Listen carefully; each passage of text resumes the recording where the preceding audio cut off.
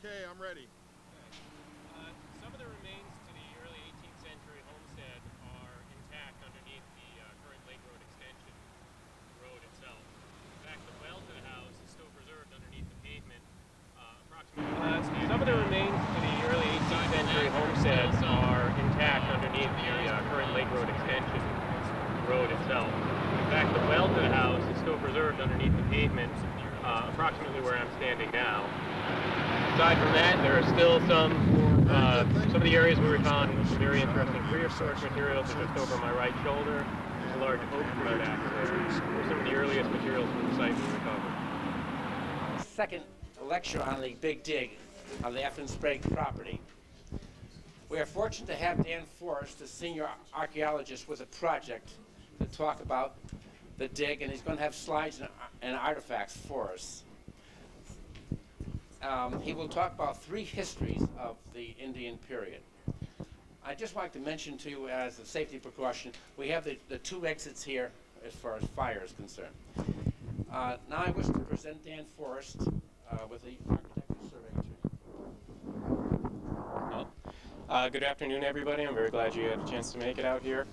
I'd like to start off first with a little bit of a disclaimer for the slideshow today. I'm going to be showing a number of slides of artifacts. Almost all of them are stone artifacts. And a couple of points I want to make about that, and a couple things I hope you take home from this talk. One is the artifacts, however interesting they may look and may be, are actually not terribly significant in and of themselves. The artifacts are really just things. They're stuff that people dropped, left behind, or lost at the site. All right.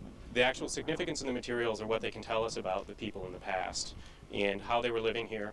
And also, it's important to recognize that the people that were living here in the past led very complex lives. They're people in the same way, in very important ways, lived lives that we can relate to. And by that I mean a lot of the motivations these people had, a lot of the personal conflicts that they may have had, are very similar to the types of things that we may go through on a daily basis dealing with each other. So these people had likes and dislikes just the way that we did. And those likes and dislikes on a personal level may have had very important effects on the way that they chose to live, where they chose to be, and when they chose to be there. So I just want everyone to keep in mind that although there's going to be a lot of artifacts on there, really the goal of archaeology is to talk about the people, not the stuff. So there are going to be pictures slides I'm going to leave up there, but what I'm hoping to do is give you some appreciation for the fact that the people that visited this site in Andover were very sophisticated. They lived sometimes difficult lives, but they accomplished a lot, and they survived through some pretty severe conditions over time. And things changed.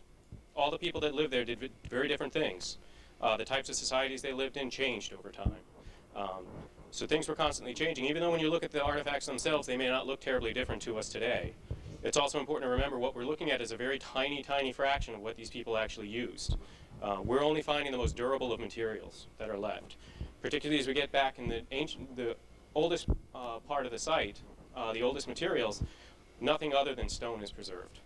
And the stone itself, even though we tend to attach a lot of importance to it because we find a lot of it, was a tiny proportion of what these people actually used in their daily lives. So, with that, I'm going to, excuse me. Does this mean that you're going to be a guide for us through the mystery of how we can look at something and tell how that tells us about the people, etc.? Yeah, I hope today to give you some idea about how we do the archaeology and help you to understand how it is that we draw the conclusions that we draw. Now, the types of information that we're pulling together in the analysis of this site, all of that information comes from a wide diversity of sources. It's not all from the site itself. We're trying to take information from other sites that have been excavated, other sorts of information, ecology, geology. We have to be eclectic when we're doing archaeology. So you're going to give us some clues as to how you do this. Exactly. It's a mystery. Well, it's, I hope not to make it seem like a real mysterious or magical process. It really isn't. The idea here is this is very interesting. We know very little about these people, and I think it's natural to have a lot of curiosity about how they were living here. But it's not a mysterious process the way that we do archaeology. When you So, finish it, okay. So just briefly, I'm going to go over some of the project history. For those of you that were here for the earlier talk, on the Ephraim Sprague House. Some of this is going to be review. I'd like to go over it because it has important implications for the prehistoric materials we're going to be talking about today.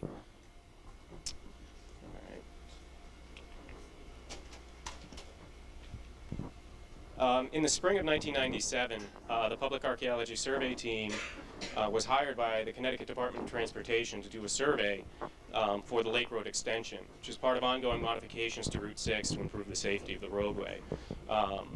Our job during this initial investigation was to identify any and all cultural resources within the area in which the road was going to be constructed. This is essentially what this area looked like before we started.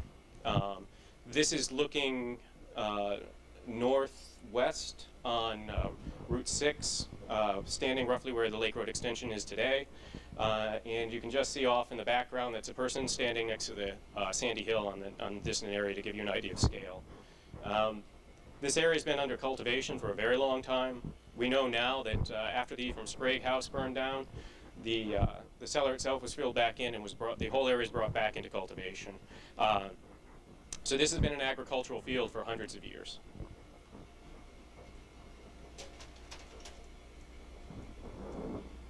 During the Phase 1 excavation, relatively little was found out here.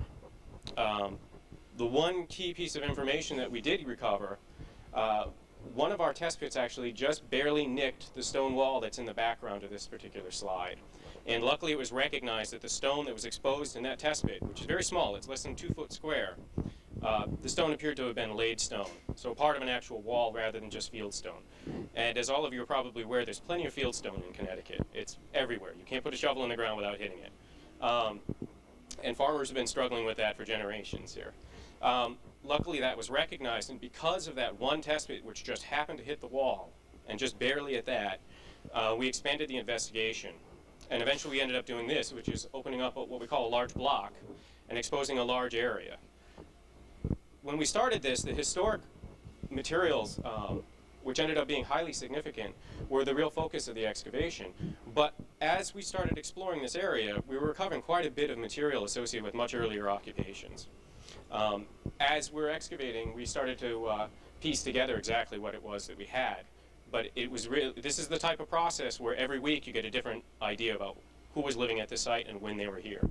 So in this photo, immediately to the in the background of that stone wall, we actually started finding relatively dense concentrations of stone material. It's mostly waste material from the manufacture of stone tools and the maintenance of stone tools, and from a variety of raw materials. There are a lot of different types of stone materials used by Native American groups to make their tools. And I'll be talking a little bit more about that because it gives us some information about where these people were, who they may have traded with, or actually where they may have traveled to. Different types of stones were valued differently. A lot of it depended on the quality of the stone, how easy it is to make stone tools out of it, how durable the materials are. But there's also probably another level of value which is granted to some materials. Materials that were acquired from a great distance and likely through trade networks may have been valued very differently because they demonstrated to the other people around you that you could manage to acquire these materials, which may have important social implications for the people that were living here.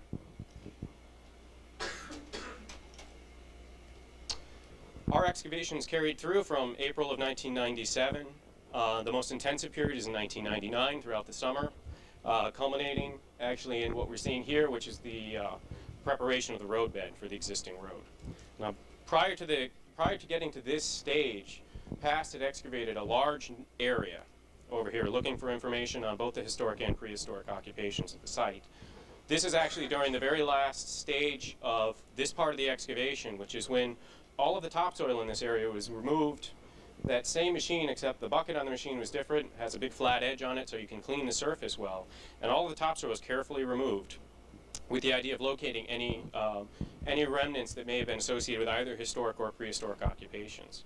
What we're looking for during that part of the excavation are what we call features. And features are really any sort of non-transportable elements associated with the occupations. Often they're hearths, pits, storage pits, things like that can actually be very informative to us about how people were living in the past. Because often they include food remains, they may include special types of tools that aren't used elsewhere on the site and are only associated with that particular type of feature. So they actually are some of the most informative types of materials in which we regularly encounter. And here's the existing Lake Road extension after constructed. Following the construction of this, at the very end of our excavations in 1999, PAST identified an extension of the historic homestead off to the north here. So even after this road was built, our work wasn't done. We returned to do further excavations out there. There was very little prehistoric material associated in that northern end. Almost all of it was concentrated in roughly the same area as the historic foundation. And a little bit in this photo, there are also significant materials which came out just around here, right in the tree line. Okay. All right, so once again, stepping back to where we started from. As we're digging, we're finding material, so how is it that we go about the work of making sense of that? All right, it's important that we evaluate things as we go along, because if we're not thinking about what it is we're finding, we can miss very important materials and only find out well down the line that there was something significant there, and we have one shot to get it all right. The process of doing archaeology in the field is a destructive process in and of itself. When we dig a site, we actually are destroying the site itself. You know, the whole goal is to actually record everything very carefully. But excavations such as this are only undertaken on these types of sites when the sites themselves are going to be destroyed by some other development, road installations, things along those lines.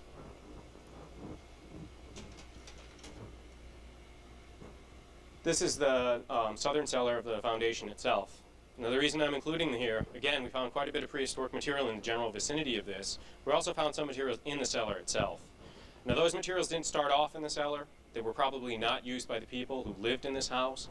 But what happened is, after the house burned down, they filled the entire foundation back up with soil from the area. A lot of rubble, a lot of rock, and then they dragged soil back over the top of it so they could plant it again. In the process of doing that, they brought in artifacts, prehistoric artifacts, that became redeposited within these materials. So there's some of the prehistoric artifacts are moving around in ways that have nothing to do with the earlier occupations. But if you step back, they put this foundation right on top of a fairly extensive prehistoric site. So when they initially dug this in the early 18th century, they dug through a number of different prehistoric occupations. They picked those materials up and they spread them around. All right, so the artifacts themselves, some of them have been moved quite a bit. So it becomes a real challenge to try to tease out meaningful relationships and patterns out of the data itself when we know that the earth has been moved considerably in the immediate vicinity in which we're finding things. Also, again, the fieldstone. These huge blocks, it looks like the farmer, after the house burned down, is a great place to get rid of some of the biggest stones that have probably been bugging him for quite a while. So some of these enormous stones, it appears he dragged in and dropped into that cellar hole to get rid of them finally. So, all right, again, quick diagram. Some of the materials actually are intact. The cellar walls themselves, the well, are intact below the paved surface of the road. They're still preserved. This area has been completely excavated and removed. Again, the highest density of prehistoric materials associated with this excavation, right along here and right along here. All right, and some materials actually just off the frame of here, back in this direction. Now, why is it? You know, why would this cellar hole end up right on top of this prehistoric site? And there's some basic environmental factors that affect both the way that the people that were living during the prehistoric period located themselves in space, and also during the historic period. In some ways, people were looking for the same thing, and in the most basic way, what they were looking for is a well-drained area next to a water source. And this particular spot, even in this extensive field, offers that. It's slightly higher than the surrounding area. It's very well-drained soils, so it's not muddy. Even in the spring when it rains a lot, it's not as muddy as it is just off to the side over here. It tends to be less prone to flooding than the lower parts of the floodplain, very close by. So it's not terribly surprising that we're finding this extensive farmstead dropped right on top of the area that had been used possibly dozens, even hundreds of times throughout the 10,000 years prior to the arrival of Ephraim Sprague. Here's a reconstruction of the house. Now again, imagine this. There's a site, prehistoric site, that extends all the way around at least this portion of this structure, extending out to about where the chimney is, and small amounts of material extending over the entire area we excavated. Okay, this is an aerial photograph. I want to include this simply to give you some ideas about why people lived here, why people visited this area. All right. The red block shows you roughly where our excavation took place. This is Route 6 coming through here. This is Merritt Valley Road along here. Lake Road comes through here and now goes right over the top of the site. All right. This is Blackman Brook, very close to the site. This is likely a very important factor for why this site was used so many times in the past. And then perhaps the largest draw is the Hop River, which you see on this. Hop River's its course has been altered many times, particularly in the 20th century. The river was moved to consolidate our agricultural fields. It was moved to accommodate roadways. So it doesn't look exactly the way that it did when some of the people that visited this site were first arrived here. But the Hop River itself provides a lot of resources that were attractive both to people living in the historic and earlier periods of time. And the same thing for the brook itself. Blackman Brook, even though it's substantially smaller, is a source of fresh water very close by. And it's also far enough away from the Hop River. When the Hop River floods, most likely it floods in the spring and in the fall. Those are the two major flood seasons in New England, in southern New England. In the spring we get snow thaw, which can cause quite dramatic flooding. And in the fall we have hurricane season, which on any given year can be very, very dramatic flooding. So one of the advantages, even though a lot of the resources that may have been exploited by the people that were living at this site are actually all the way down here, they're on the floodplain of the Hop River itself. If you're here during certain times of the year, you don't actually want to set up camp there. It's pretty ugly. It's wet, it's mucky, not the best place to stand around. So even if you're collecting plants, even if you're fishing in this area, you don't necessarily want to spend a lot of time right next to the Hop River itself. Here's a shot of Blackman Brook. This is one of the drainages for the lake immediately above. We have some evidence from our excavation actually predating the earliest arrival of people. There was some sort of dam. It may have been ice during the glacial period, or it may have been a sediment dam that probably broke, and this stream moved around quite a bit. It may have been a fairly dramatic event when the original lake itself drained over there. So before people first arrived here, the landscape was going through major changes. All right, I'll get into that a little bit more. Here's the Hop River. This is taken from the Bunker Hill Bridge. Rivers are important not just for the immediate resources that are available, either in the river itself or on the margins, which are very significant. Certain types of plants grow in the immediate environment around the Hop River, which aren't available in the hills.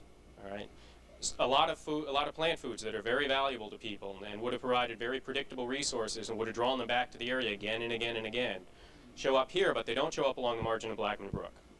All right. There are certainly fish populations in this river which would have attracted people. They may have been exploited in a wide variety of ways, anywhere from nets. Some areas there may have been temporary fish weirs set up to intercept larger runs of fish. We don't yet know. But the other really important thing about the Hop River, if you want to walk, say, from where Willimantic is located today to this area, you're most likely going to be following the major river valleys. And that's true for people, and it's also true for game animals. All right? When animals move across the landscape, say particularly white-tailed deer, they tend to move along the easiest routes between areas. They also cross hilltops, but generally speaking, when they're moving along, they stick to the valleys. So people knew that when they're looking for game animals, as they're moving back and forth across the landscape, the best place to find them is these natural sort of level areas. They're not as steep, they're easier to find. So you can set up an area where you can actually monitor the movement of game through here along these river valleys themselves. And river valleys and rivers themselves also often offer a very attractive transportation mechanism. Right?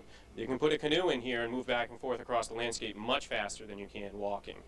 And that's particularly true if you're carrying a lot. And some of the materials that were used by the people that lived at this site in the distant past are fairly bulky. There's an amazing degree of sophistication in reducing the amount of weight that people have to carry, because it's a very real concern if you have to carry just about everything that you own with you every time you move, and you move on a fairly regular basis. So you want to economize, and you want to get the most out of what you're carrying around. But if you have to carry bulky materials, rivers offer one attractive option for doing that. This is one of the abandoned channels, which was actually cut off by a local landowner quite a while ago. This is one of the older courses, which was shown in that aerial photograph. It was a cut-off section of the original stream channel. All right, and this is just a quick graphic to show you. This is the modern flood hazard on the Hop River. Now, the reason I'm showing you this again comes back to the point about why this particular spot. Why did people come to this particular spot? If you see where the little site label here, the site is actually this little red dot, and all of this red area is the 500-year flood line for the Hop River itself. So this is basically based on a statistical analysis where the government has said every 500 years you can expect one flood to hit the maximum extent shown here. All right. So the point is to show it's unlikely that the Hop River regularly flooded this particular site, which has, again, important implications for why people set up shop here and not closer to the Hop River. That being said, we have evidence that it did flood. Ephraim Sprague's cellar definitely shows some evidence that either Blackman's Brook or the Hop River, or both of them together, flooded, and his basement got pretty mucky. One of the challenges to doing archaeology in most parts of southern New England is we have very shallow soils. When the glaciers came through, they stripped away all of the soil that was here before, and everything that we see now has been accumulated over the last 12,000 years approximately. The soil development itself is all based on glacial material that had no soil on it. Essentially, it's just sand and gravel. So what we're seeing now is actually stuff that's developed over the last 10,000 years. What does that mean for archaeology? Well, at the 112 site, we have approximately 11,000 years of history in this plow zone. So all the materials, if you work in some areas, say in a floodplain, where soil gets deposited regularly, it tends to work out that the oldest materials are very deeply buried, and you work your way up to younger and younger materials as you approach the surface.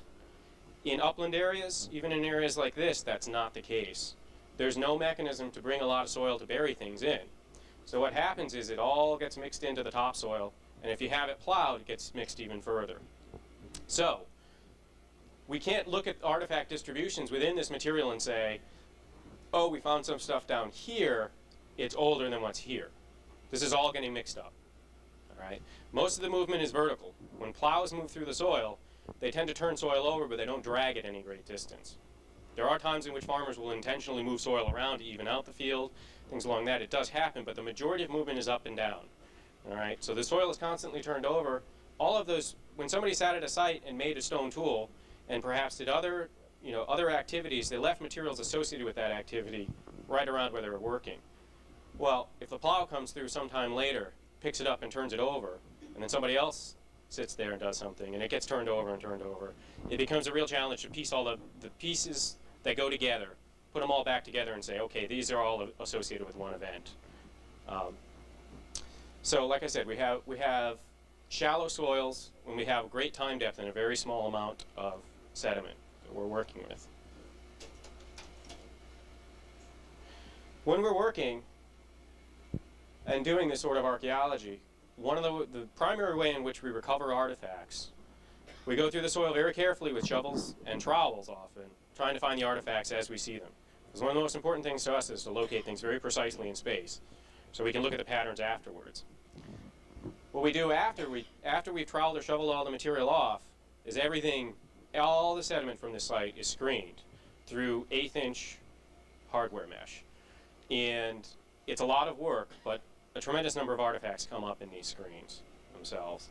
So this is the way that most of the artifacts from that site were actually collected. We work in a very small area. You take a bucket, you screen it, you know it came from that very small area, you record it, you fill out a bag.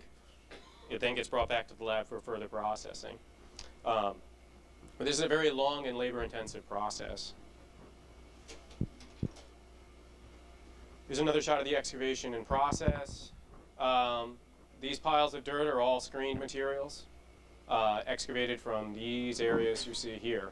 And this is Tim Ives. He's actually standing in the beginning of the excavations of the house foundation itself. This was fairly early on when we identified it. Everything that we find at the site gets brought back to our laboratory and stores. All right? field time, the excavation, however labor intensive it is a tiny fraction of the total amount of effort that goes into the analysis of any particular site. Every single artifact that we recover gets washed individually. It gets tagged. It's given its own individual number, and then it's entered into a database so we can keep track of everything. Just for basic reference, the prehistoric materials are not as abundant as the historic materials from the site, but even with an incomplete inventory, we have almost 17,000 artifacts associated with the prehistoric occupations of this site. So tens of thousands of artifacts. The majority of them are small flakes of stone, but there are very large quantities of it. All those boxes you see, every one of these boxes is from that one site. All of those are filled with artifacts, and this is nowhere near all of the boxes associated with the site.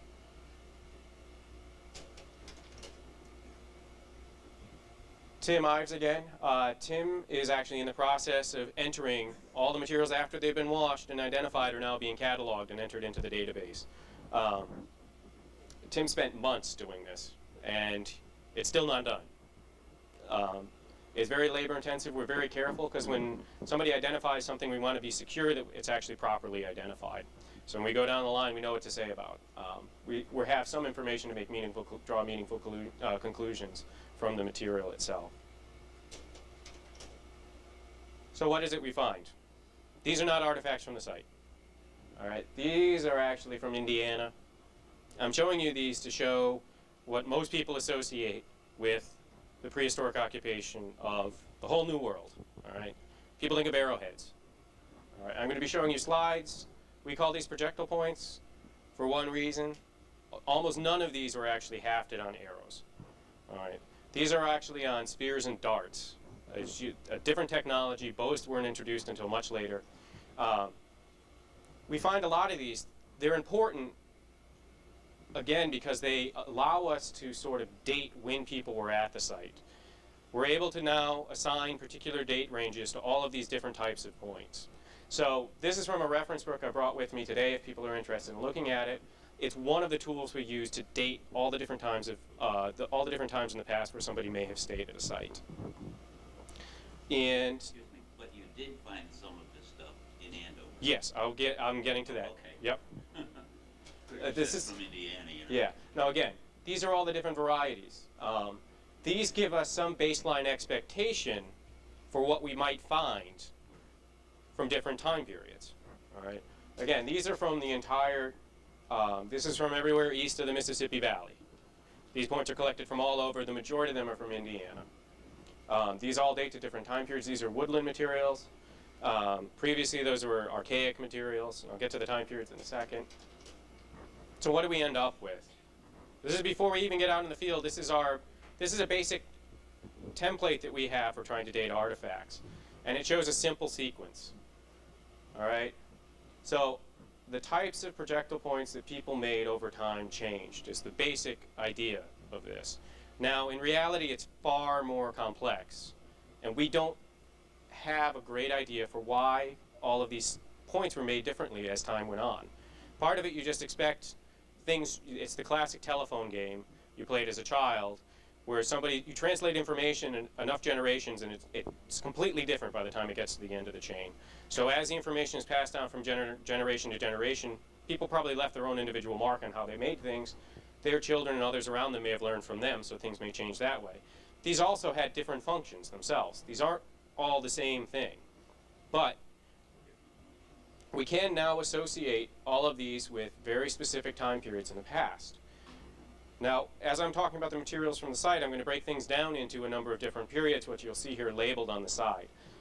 The earliest time period in New World archaeology is called the Paleo-Indian period. All right? Minimally, it dates to about 10,000 BC. So over 7,000 years before the Great Pyramid was constructed in Egypt, people were living here in what we now know of as Connecticut. All right? It's very remote in the past, and we don't know a tremendous amount about these people. We don't know very much about the people succeeding them. We know a little bit more, all right? And we know more as we get closer and closer to the arrival of Europeans in the area. But our knowledge of all of the people that made these artifacts is incomplete. It's embarrassingly incomplete. You know, We work from very incomplete information and try to say something meaningful about it, but as a matter of course, there are very important things about these people that we really don't know. And that's the purpose for that disclaimer at the beginning of the talk, that these are just artifacts. They're just stuff. All right, to actually get to the people themselves, you have to be very careful about the way in which you do the analysis. So getting to Andover, we had shallow soils that we talked about before. There are other things that give us difficulties in the field. All right, some of the oldest materials from the site, probably dating from the Paleo-Indian period, came up amongst the roots of this tree. It's a very large oak tree. All right, the trees themselves move artifacts. They redistribute things. They get knocked over in winds. They get knocked over in hurricanes. They burn down. They turn over. All the dirt that's associated with those roots, when that tree goes over, gets yanked up and thrown. Artifacts can get flung quite a distance when trees go down. It can be very dramatic. And again, the shallow soil. So this is the context in which we have to interpret all the different materials that we've recovered from the site. So I'm going to focus on the Paleo-Indian period to begin with. These are the rarest of sites, archaeological sites, not only in Connecticut, but pretty much across the New World. There are areas where they're relatively abundant, but the numbers of these sites are very, very few. The number of identifieds are very few. Part of that's because these sites, since they're so old, there's so many different things that can happen to them before the present day, it becomes very difficult to identify ones that are still identifiable, that we can still associate with this time period. And also, these are the very first people to walk this area. All right, you can think about, it's pretty dramatic when you think about one family or one person is the first person to enter this area. No human has ever walked here before. All right, these people come from what we can think of as a culture of exploration. They're moving beyond the boundaries of the known into the unknown, and they're living in an environment that's quite dramatically different than the one we have today. This is another shot where some of the Paleo-Indian, well, there are only two potential Paleo-Indian artifacts here. It's another important point. People often left very little, or very little of it remains for us to try to piece things together. But just those two artifacts suggest that people were here quite a while ago. Oh, by the way, this is, a lot of the vegetation immediately around here is poison ivy. It was not a very popular place to work. I spent a lot of time by myself over here. Okay, so here are the artifacts. All right, not terribly dramatic to look at, but you know, what's important about them? What tells us that they're actually quite old? Well, this is the base of a projectile point. You can think of it as a spear point. All right, so what tells us that it's really old? Paleo-Indian artifacts, the projectile points have a very characteristic, they were made in a very characteristic way in which they have essentially a groove running across the majority of one face, sometimes both faces of the artifact. They tend to be very thin. All right. This style of manufacture disappears after the Paleo-Indian period. So if you find even a fragmentary point that clearly shows this pattern, you can be pretty sure it's quite old. All right. What I can't tell you is exactly how old they are. These types of points varied over time. People made them a little bit differently as time went on. This particular one was actually broken. Quite possibly it was broken when it was being made.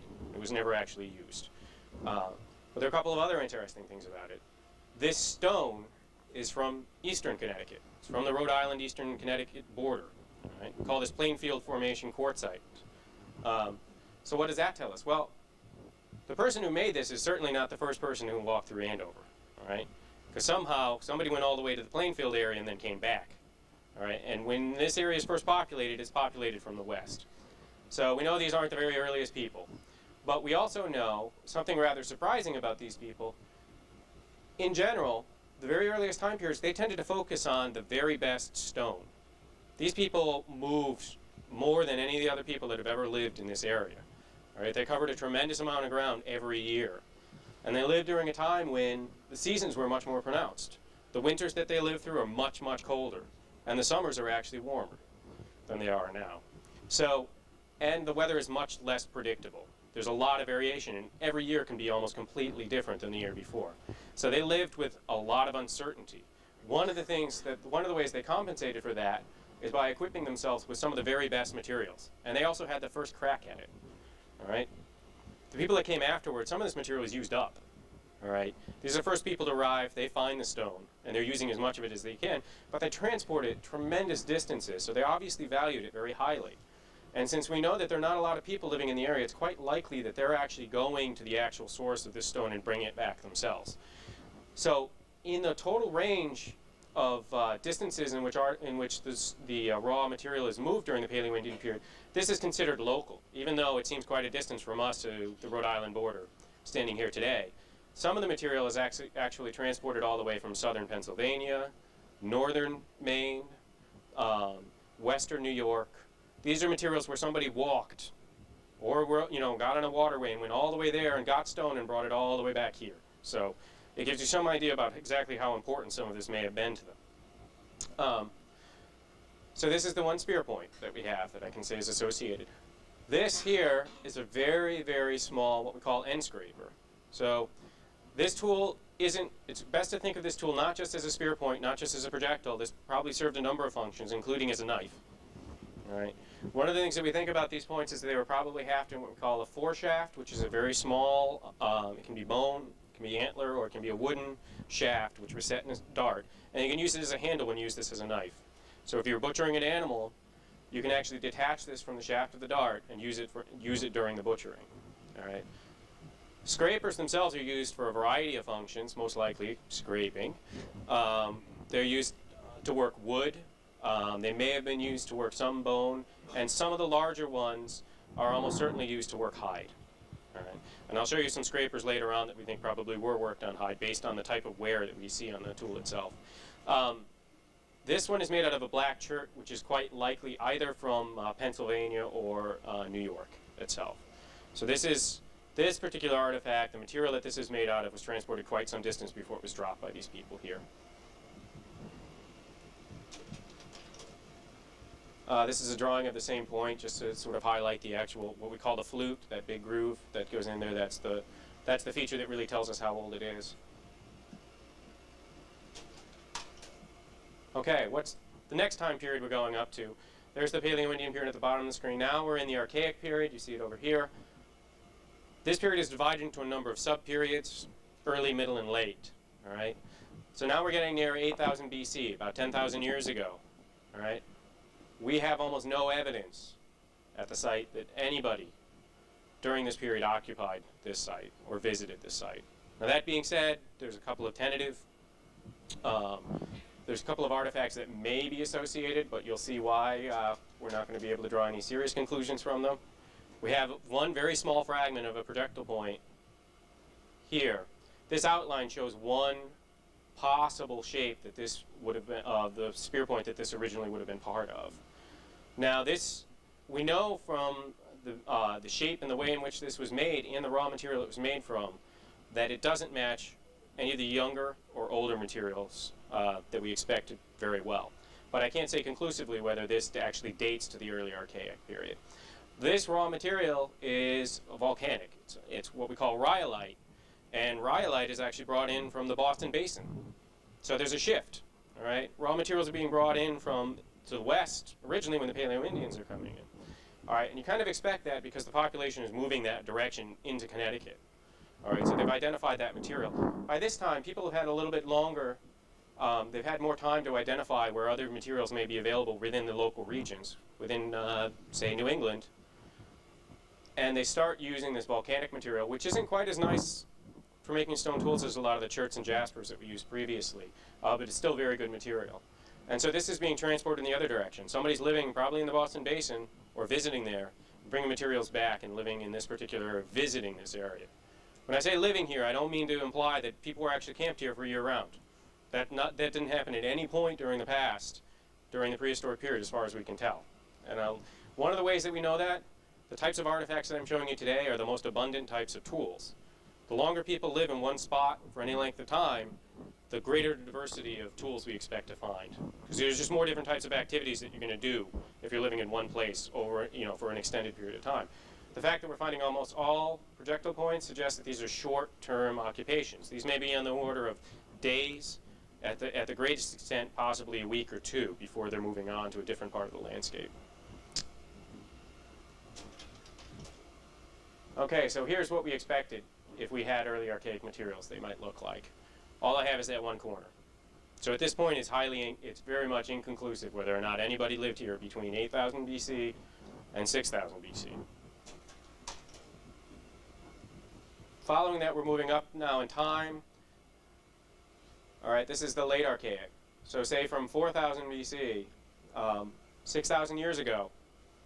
These are generally the types of materials we expect to find at the site if people lived there, people visited during this time period. All right. And we do have some artifacts associated with this time period.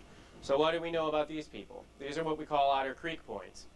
These date to the very earliest part of the late archaic period. These are quite likely about 6,000 years old. Possibly as young as 5,700 years old, but most likely right around 6,000 years old. These are unidentified raw materials. I don't even know where this stone came from. But what do we know about how these people may have been living on the landscape? There are very important changes going on in the environment in Connecticut during this time period, and what we think of as Connecticut today. In the Paleo-Indian period, as I was saying, seasonality is very, very dramatic. It's very cold in the winter, it's very hot in the summer. By the time these people are living in this area, seasons are becoming much more like they are today, with one big exception. Summers are getting hotter. It's very dry. All right, this is what we call the hypsothermal period. So we know that forest fires are abundant during this time period. Rainfall is very sporadic, and the local forest ecology is changing. When the Paleo-Indians were living here, it was mostly lots and lots of spruce trees, very few hardwoods. What we think of as the classic New England forest didn't exist in the area at that time. Oak trees, things like that were relatively rare. Maples were non-existent in this area. Hickory, all the nut-bearing trees, which are very valuable for people, didn't exist. By this time, all of those trees are getting abundant in the area. And that's important just not only for the people, because the people are actually spending quite a bit of time collecting those nuts and processing them. But also because of the types of animals that are available. Deer and turkey in particular thrive on acorns and other nuts. All right? They're attracted to them. And as the number of trees bearing nuts increases, a lot more of those animals are present in this area. And it becomes much easier for people to figure out where those animals are. They're not as sparsely distributed across the landscape. And also, as the numbers of deer go up, it becomes possible all of a sudden where you can probably do communal types of hunting. It becomes worthwhile to take a larger group of people, set up an area, you can set up a barricade and actually make a lot of noise and drive the animals into the barricade with one small chute and then club them as they come through. All right? You need a large number of people to do that. It's very labor intensive, but you can collect a lot of meat in a very short period of time if you do that. So it's possible during this time period that activities like that are starting to come up. And also the number of people living in this area, it's increasing. And one of the consequences of that is this is the first time period where we're really starting to see there's variation on a very local scale here. So people aren't moving across the landscape quite as much. They're settling in smaller areas. They're spending more time in that smaller area. And as a consequence, the types of things that they're doing here in the Hop River Basin, say, are a little bit different than what they're doing in the Connecticut River Valley. And what they're doing in the Connecticut River Valley is a little bit different than what they're doing in what we now can think of as northwestern Connecticut. So we start seeing the population is starting to fragment a little bit more. These people are all still doing largely, they're doing enough of the same things that we can connect them with each other, but there's starting to be some differentiation on a very small level that didn't exist before this. So one of the ways of thinking of this is territoriality. All right? People start to become associated with a specific area. All right? It tends to be a relatively large area compared to what we see later during the prehistoric period, but people are probably becoming more associated as groups with particular areas, although individuals may move all over the place. All right? It's another very unusual type of artifact which we covered. This is actually what we call groundstone. Rather than being chipped into shape, this particular artifact is ground. It's made out of sandstone. It may have been a spear point. The slide is a little bit dark, but there are scoring marks on it up here and in here, and I'll show you there's a close-up later, also here. These types of points are more common in northern New England. They're very uncommon in southern New England from this particular time period. my best interpretation is this also belongs with the Otter Creek material, so these are also probably about 6,000 years old. Okay, and here you can see some of the scores where this was actually ground. All this material in here, this was broken, and you can see where they started to grind it down and then either lost it, they discarded it. This is the way that we found it. You can see all the mica in here. This sandstone is most likely from the central Connecticut River Valley.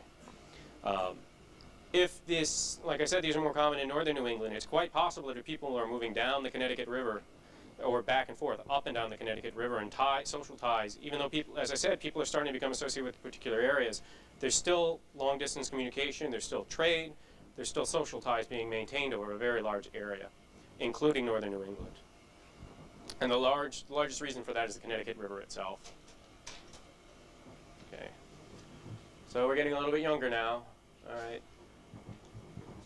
These materials are approximately between 5,000 and 4,000 years old. These fall into what we call the Laurentian tradition. It's late archaic material.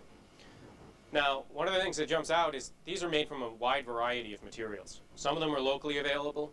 Some of them are acquired from some great distance. This black one, which is just a little bit shiny in the slide, this is a very high quality material. It's made out of chert, also probably acquired from New York. Possibly Pennsylvania are the two areas where these sort of black or dark gray cherts are most abundant. These two are made from basalt. Now basalt's available right at Bolton Notch. You know, it's a hop, skip, and a jump from this site. And this is one of the first, this is pretty much the earliest time period where we start to see a lot of basalt being used. There are a couple of reasons for that. As people become more fragmented, it's quite likely that their access to materials that are located at a great distance is starting to change. The people that live in those areas with this great stone may not be quite as willing to give it up to people that they don't have as close social ties to as they once did. So as a consequence, the people living in this area are looking for alternatives, and they're finding some alternatives in the immediate environment around this site. These two are actually manufactured out of quartzite. These are this one is quite possibly Plainfield quartzite also, so showing that these people are either moving or trading with people all the way on the Connecticut-Rhode Island border. This quartzite is actually more likely located in the Tolland area. This sort of buff-colored quartzite is most common in that area. And this is sedimentary stone, fine grain. It's sort of a mudstone. This is also likely from the central Connecticut River Valley. So these people aren't just moving in one area. They're not just talking to people in one area. All right. Even though they're spending more and more time in one particular vicinity, they're managing to acquire stone from a variety of different sources and make use of it.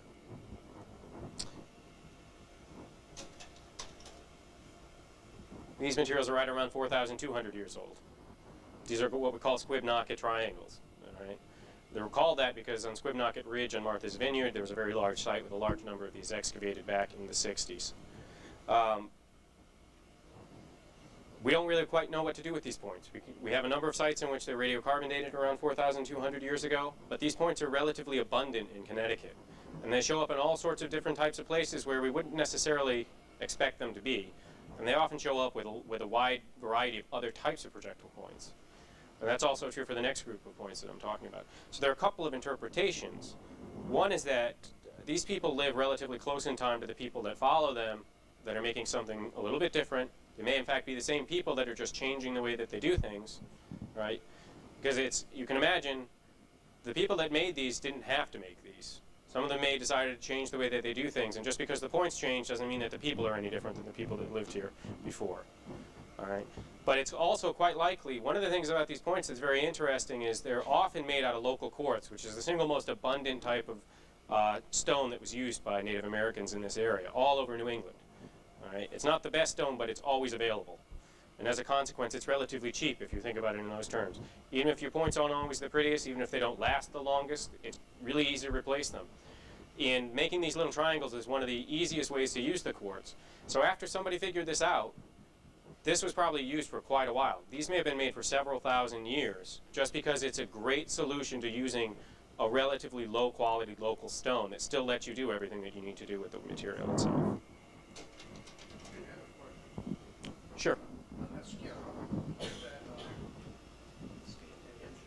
Oh, 1 inch is 1 inch is about 2.5 centimeters, so that's about an inch there. Okay, I have some of these artifacts too, so afterwards we can go over if people are interested in actually looking at them themselves. These are what are very creatively known as narrow-stemmed points. A little bit descriptive. These, like the preceding points that I showed you, are very abundant. These may have been made all the way between 4,500 years ago, all the way up to about 1,000 years ago. Again, the likeliest explanation in my mind is that this is, again, another great way of using local materials of relatively low quality, where you can very quickly produce a projectile point that's highly useful, but is easy to replace. All right. So what do we know about these people? These points are probably the single most abundant type of projectile point in all of southern New England. These show up just about everywhere.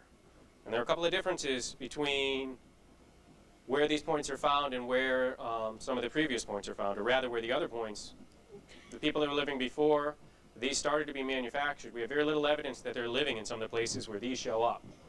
All right? Upland environments, high hilltops, small upland and wetland areas. All right? These show up everywhere. Prior to this time period, we know that people were using different parts of the landscape, but we don't see it as uniformly. So these people are actually probably deriving their subsistence from a much wider diversity of resources than the people that preceded them. In other words, they're not just focusing on one type of animal. They're not just hunting deer. Not that everyone in the past before that did, but there was probably a tighter focus on a smaller number of resources than during this particular period. So these people are what we would consider generalists. All right? They're very adept at adapting themselves to the local conditions, finding what's useful in that environment, extracting it, and moving on. And there's also evidence that these people, territoriality is actually increasing dramatically during this time period. Population is probably increasing, and there starts to be, it's quite likely that there's more friction going on between local groups at this point. These are some more examples. One of the things about narrow stems, you'll see these look like little lumps of stone. A lot of them are not terribly well made. All right, they're quickies. All right, this is a disposable, essentially a disposable element. Much more time and effort went into making the shaft that this was attached to than the stone itself. All right? So even though this is what we're finding, these materials probably would have been valued relatively low relative to a lot of the other stuff that these people were carrying around with them. But not all of them are poorly made. Some of them are quite delicate. Somebody spent quite a bit of time making them. And it demonstrates that there is, I think it's quite clear looking at a lot of these materials, there's an aesthetic involved in the manufacture of these. People have an idea about what they really want this to look like, and some people are investing a lot of time and effort into making that a reality. And it shows a tremendous amount of skill. This raw material is very, very hard to work with.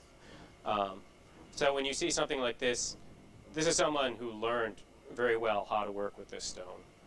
It's not a skill that very many people at all maintain. All right, and this is a quartzite one. Also, somebody spent a little bit of time. This one is actually broken on the lower edge here. Those are the most abundant types of points found on the site. Now this one was a little bit perplexing. This is the fragment of a large projectile point or knife, right? And it's kind of hard to imagine the shape of this. When we first found it, actually, it was considered to be a possible Paleo-Indian artifact because Paleo-Indian artifacts tend to be shaped something like pumpkin seeds. They're narrow at the bottom, they expand, and then they come back down. And there's this large flake which comes up here which looks a little bit like a flute. Okay? But after spending some more time with this artifact and looking at it, after drawing it, and trying to understand what the original looked like, the best solution is this. Okay? So this one was broken in several places. All right? This artifact dates to what we call the terminal archaic. So this is right at the period where a huge change is about to take place in the way that people are living. In fact, a big change is taking place right when these people arrive or when this technology arrives. Prior to this, there was very little transport and movement of exotic materials from long distances. Right? I was talking about that earlier. People sometimes transported in the distant past stones from a great distance and brought them in to use them here locally. By the late Archaic, when those narrow stems show up, those last points I was showing you, that seems to have stopped. You know, these people seem to be operating in a smaller world in some sense. They're not maintaining necessarily the close social ties that they were with groups over much more extended areas, and they're not necessarily traveling quite as much. Well, these are largely focused on, again, exotic raw materials that are transported great distances, and more than that, and also quite interesting, they tend to show up almost exclusively along major river valleys. The Hop River is actually relatively small for finding a number of these. One of the explanations is this is an intrusive group coming in from the southeast. These points are spread out all over the eastern woodlands. They go down to Florida, and they go up to Maine. And across that entire area, they're always most abundant right along river valleys. So one of the ideas that archaeologists have come up with is that this is an intrusive group that's moving into the area, and they're shoving aside the people that were living here before. People that were living here before are moving up into the uplands, and these people are essentially taking over the river valleys, which in some ways are the most productive environments. There's another explanation, which is that this particular type of tool is also very good for working with fish, right? It's a great tool for gutting and cleaning fish. So the fact that it would show up next to a major river valley just suggests that these people were fishing a lot. So one of the things that may be going on here, somebody came up with this material. Everybody recognizes that, yes, it's very valuable. You know, why is this happening? Well, what we know is that sea level, which was very low early on in prehistory, is actually getting close to modern levels. Right around 3,000 years ago, when this stuff really starts showing up, 700 years ago, when this stuff first starts showing up. As a consequence of that, a lot of the obstacles on the major river courses, including the Connecticut River, are getting flooded. So in other words, fish can now, anadromous fish, salmon, sturgeon, even eels, can now move up and down much greater lengths of the river, and there's larger fish populations available that were not available previous to this time period. So there's another reason for believing that this is a technology associated with a change in the environment in which people are coming up with a new way to capitalize on a new type of resources available. So this may just be a fish knife, and it's not a new people. It's not, this isn't a distinct population. This is just one of the types of challenges of using artifacts to try to talk about the people themselves. These are some other smaller pieces of knives and points associated with the same time period. This one on the left is interesting. This is made of the same basalt that those other late Archaic points I was just showing you from. But what happened to this one, this point originally extended out this way. It was broken, but while it was still hafted, while it was still attached to some sort of shaft, it was used as a scraper. So somebody reworked it, they recycled this broken piece and used it as a scraper to work probably hide. The end is very much rounded over and very smooth, which often happens when you're working on hide. And it doesn't show terribly well in this, but this is actually the working edge of the tool itself, and it's very much rounded over and polished. Okay. All right, and this is just another example. This is a different raw material. This is a different quartzite, which we've still not identified exactly where it's coming from, also dating to this terminal Archaic period. Okay, so there's a fairly abundant evidence that these people were living. They visited this site a number of times.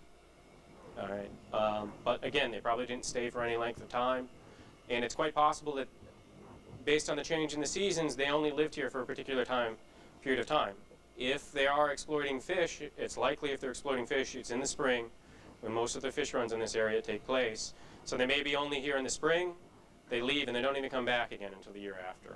Somebody else may be here in the interim. All right. It's important to keep in mind that the people that are living in this area, they're not living in just one way. They're not just doing one thing. There are a variety of different people that are all responding to the way that everybody else is doing things. And as one group of people set up camp in one spot, somebody else may move over to where they just left. But this is a piece of ground stone. This was actually probably part of a gorget. All right, this is a drilled piece of stone. This was done with a stone drill. You can see here's where it's actually drilled, and it was probably broken during manufacture. This, if you look at it in cross section, in other words, if you're looking at the break itself, you can see it's sort of hourglass shaped, where somebody was using a stone drill that was relatively wide to do this. And you can see also some of the grinding marks. This was never actually completed. Okay, when these are completed, a lot of these are polished. And actually people often spend quite a considerable amount of time doing this. This one appears to have been broken while it was being worked on and discarded. This was actually recovered in the cellar hole of the house. So this is another one of those artifacts that probably got redeposited when they filled the cellar hole back in. These are drills, two very different types of drills. This one on the right is quite delicate. This, again, 2.5 centimeters equals an inch. All right, so you're looking at something considerably less than half an inch in width. It's very small, it's very delicate, it's very highly polished on the end. A drill like this could have been used for working that gorget, which we just saw on the screen. This is a flake drill. Somebody just struck this piece off of a much larger block of quartzite. They quickly shaped it into a rough drill and they worked it until it snapped across the top, and then they discarded it. So this is an example of an expedient tool. All right, there's lots of these expedient tools at the site in general, but they tend to be very hard to assign to a particular time period. There are only a certain number of ways in which you can make these tools, and people tended to do the same thing over and over again throughout the prehistoric time period. Okay, so the last major time period we're going to talk about today is the woodland period. All right, so from about 1000 BC up until the arrival of Europeans, where things changed pretty dramatically. There's relatively little evidence of use of the site during this time period, but what there is very intriguing. This group of artifacts is dated to the late Middle Woodland period. This stuff is approximately 2,000 years old. Some of the youngest prehistoric material at the site itself. There's a green filter on the camera when we're taking this, but these are actually, they range from a pumpkin color to a beautiful red. This material is jasper, and this almost certainly came from Pennsylvania. And the reason that this is interesting is that we know from other work elsewhere in the U.S., when these materials start showing up, it's part of a very large trading network which starts in the Mississippi Valley. When these artifacts are being made, this is when the huge earthworks that a lot of you are maybe familiar with, like Cahokia, are actually getting erected. And some of the earlier mounds are going up. What seems to be happening is this very large trade network centered on these complex societies in the Mississippi Valley are setting up shop, and then they're quite likely sending groups of traders out to interact with all the other Native American groups, and not only on the East Coast, but significantly further west, possibly all the way out to the Rockies. All right. So you can think of this as sort of a trade empire, and there are probably groups of traders that are moving across the landscape, and one of the things that they're bringing with them is this very high quality, lustrous jasper, which appears to have been valued relatively highly. Some of the other things that are interesting about this material, it has a particular kind of iron in it, which is yellow when it hasn't been heated, but if it burned, it turns a blood red. All right. Two of these artifacts show evidence of having been heated. The fact that the color doesn't extend across the entire surface suggests it was not intentional. These may have been dropped in a fire, or they may even been burned by subsequent visitors to the site, happen to have been close to the fire. In fact, this particular artifact, this clean break on it here may have actually happened when the artifact was burned itself. It may have shattered, which occasionally happens with stone. This little one over here is actually a knife, and the reason, here's where it was hafted originally, and probably a wooden haft. The fact that it's wider at the haft than the actual working part suggests that this used to be a much larger tool. All right?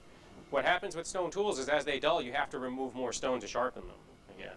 And this happens a lot faster than the metal knives that you're all used to using. So they get smaller pretty quickly as you use them. This was kept until it just got too small to actually be useful anymore. And then they just discarded it. They probably took it out of the haft, made a new one, and moved on.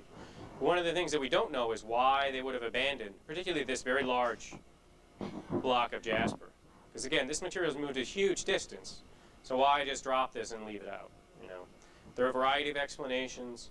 One of the things is that people lost stuff in the past, just like we lose stuff today. There are a lot of ethnographic accounts. You know, people set up camp for a while, they live in one spot for a while, and then when they move out, they often get pretty careful about trying to pick through everything and find everything they may have dropped, but they always forget something. And they get just as cranked up about it as we do when they move some number of miles and realize they're missing something. But there are also a number of other explanations. One way that these groups dealt with the fact that they're getting these materials from a great distance, stone's very heavy, you don't want to carry everything. You may only get to talk to these traders once every 2 years, right? So this stone doesn't last that long in some ways. If you're using it every day, your tool is not necessarily going to last very long. You may need to acquire quite a bit of it, but you don't want to drag around 20 pounds of stone on your back as you're moving across the landscape. So what do? You can cache it, all right? You can bury it. You can hide it in a place, all right? And you hope that nobody else finds it, all right? But occasionally, something happens to you before you get back to the cache. You forget it. You forget where you hid it. You know, the tree that you put it under falls down. It gets buried. Things get abandoned. So it's possible that they had intended to come back and recover some of this material and just never made it. So we don't know.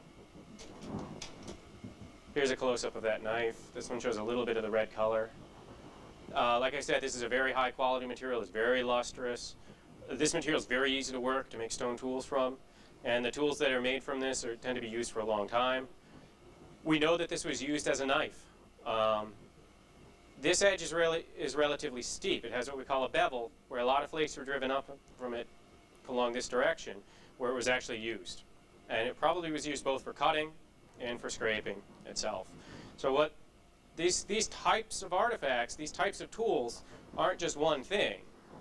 This in itself is a useful tool, but it's also useful to carry this around with you, because if the projectile point that you're using breaks, which happens pretty frequently, which is why we find so many of them as archaeologists now, if it breaks, you can turn this into a projectile point. It's large enough to make what you need out of it. All right, so it's a backup. It's useful as a tool itself, but it's also a backup. So it's another way of economizing how much you're carrying with you every day as you're moving around the landscape. Here's all the other woodland stuff we didn't find. Okay, again, this is from the mostly from Indiana area. Here's the Jack's Reef stuff. Here's that middle woodland stuff. These are the sort of pristine examples of what those would have looked like when they were whole. What that large jasper knife may have been intended to be turned into somewhere down the line is probably something quite similar to this. All right. We don't have any of the other materials. So there's another gap. At the end of the Archaic period, we have approximately a 1,000-year gap before the next people show up, before we have evidence of the next people. All right. How do we know all of this? All right. We look for previously excavated sites. There are reference materials. But it's very important to keep in mind when you're using these types of reference materials, some of this stuff was done quite a while ago, and some of the information in it is wrong, it's incomplete. We find new types of sites, we find new information, we find out that maybe these points aren't just made during the time period that they were thought to have been made in the 1970s.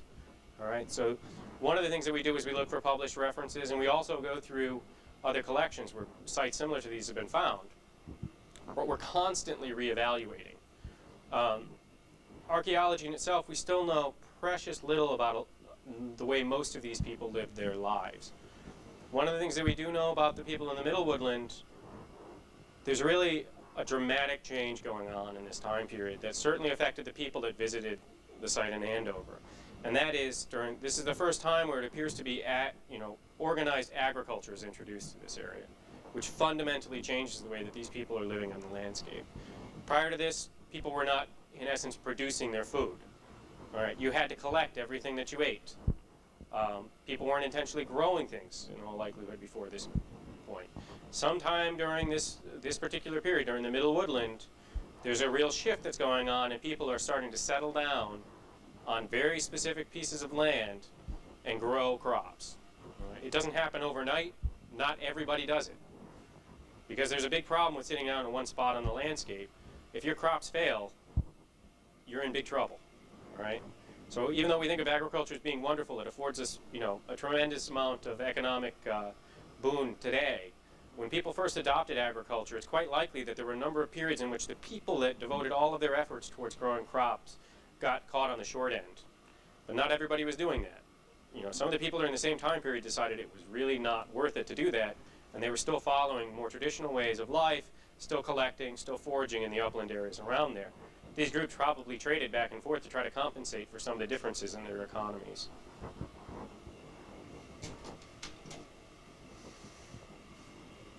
One of the things which we really did not find at Andover, which is also likely a consequence of the short term of occupation that we see throughout the prehistoric period, are features. So saying before, these are often hearths or fire pits. This is what we're looking for when we actually remove the topsoil. And so you can see here a dark stain. There's another one over here in the background. Julie here is working on identifying these materials. This is the purpose of removing that topsoil, is to try to find things like this. Often at prehistoric sites, you'll find a number of hearths, fire pits that are associated with them. All right? One of the reasons we think we're not finding them, people are probably not spending a great length of time at the site.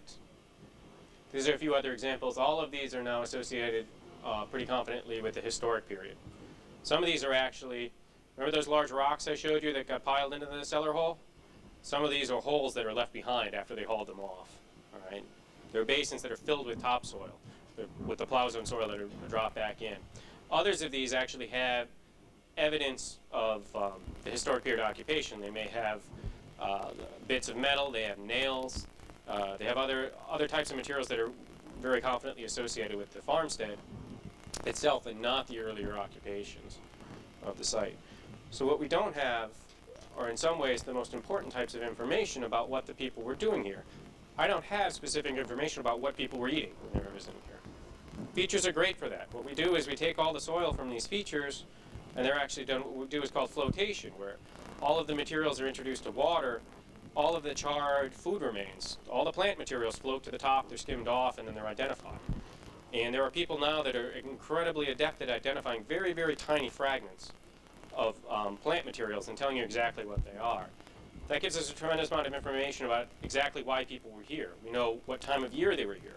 Certain types of plants are only edible certain times of years, certain time of the year. If you're finding lots of plant materials, it's less likely that they were here in the winter, right? That type of information we don't have yet, so we can only go on our basic environmental reconstruction during the time period in which people were here, what they were likely eating. But we can't say conclusively whether they were eating it. Okay, here's another feature. This was one of the few, oops, slides backwards, which was originally thought to be potentially prehistoric in age. Now, there are definitely some historic materials that are worked in. You can see this is a plow scar. All right, this is right at the interface at the bottom of the plow zone. Sometimes when the plow was dragged across, it was set a little bit deeper. It gouged a little bit deeper, and you see characteristic stripes from the movement of the plow. Plow went right across the top of this a number of times. All right, so we think that's probably one of the ways that some of the historic material was introduced into it.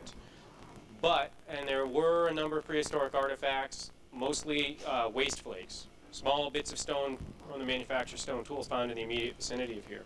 But there's really nothing like what we would call a smoking gun to suggest that this is prehistoric in age.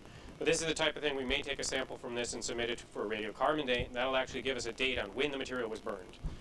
All right, so that it should be able to help us differentiate whether it's 18th century or whether it's 4,000 years old. If it's 4,000 years old, we may be able to learn a considerable bit more about what people were doing during that particular occupation of this site. Here's the North Foundation block. This is just about when we were getting ready to leave. This is about just a year and a month ago, during the very final the final phase of excavations at the site. And that's the sort of summary for where we are in the analysis. I really want to sort of bring home the fact that we're still very early on in the analysis of this stuff. One of the big tasks ahead is to look at the distribution of all of those different types of artifacts and see where they cluster in the site. All right? If we're lucky, artifacts that are associated with particular occupations are going to be concentrated in very small areas and they don't overlap a lot, which makes it a lot easier to do a detailed analysis about what people were doing there. That's still coming up ahead. We have potential radiocarbon dates to do, and we still have more inventory to do. So Overall, right now, our expectation is there may be as many as 25,000 artifacts associated with Native American occupations at this particular site. And it does have it has a very rare, it's rare in the sense that it was utilized so many times throughout the prehistoric period, if never for any great length of time. So, I hope you all enjoyed the talk, and we can take some questions.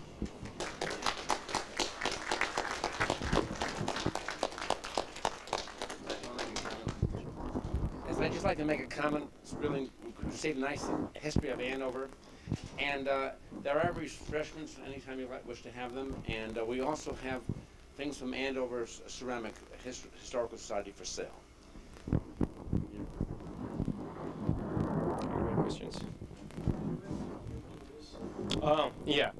The reason that we excavate, what happened is, when we found out from the Connecticut Department of Transportation that they were going to build a road in, we excavated a series of small pits it's approximately every 47 feet. It's based on a metric measurement every 15 meters, but approximately every 47 feet, we dug a hole along the entire length of where they wanted to build the road. And we found small amount of material, just enough there to justify going back and taking a closer look. What's really scary, and which I really didn't talk about today because it was covered during the last talk, is every 47 feet you can fit a whole house in between the test pits. All right, which we just barely missed happening at this site. Even though there's this huge farmstead house, which is very, very important, our test pit just barely nicked one wall, and the next test pit past it hopped all the way over it. So it's really only due to the fact that somebody was really paying attention when they were digging and saw all those stones that appeared to be laid that we found out anything about this. We would have known almost nothing about the Native American components here at the site either if we hadn't gone back and done the historic stuff. So the only reason that we're doing this is because they were going to build a road. All right? We often get asked that question, why here and not there?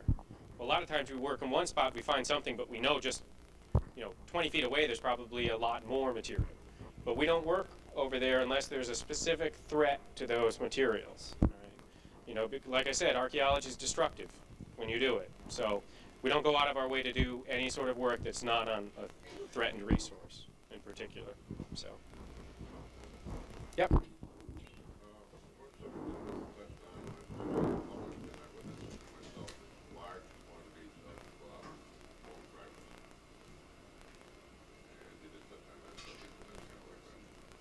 The bone.